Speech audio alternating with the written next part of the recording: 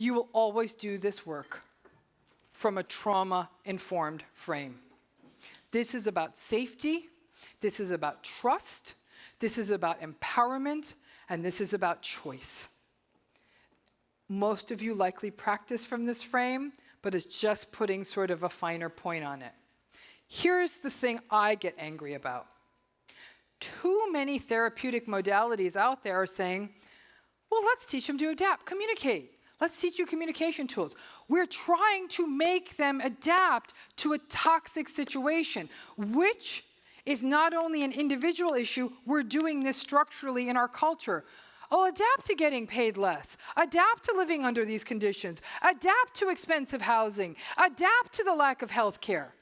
This is being done from up here. Why the hell wouldn't it be happening down here?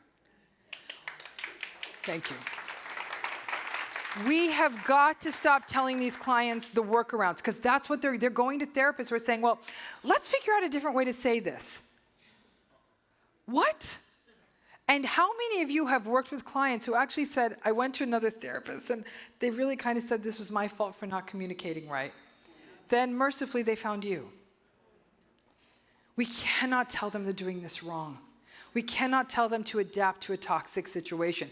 If they're going to stay, we have to teach them what this is first.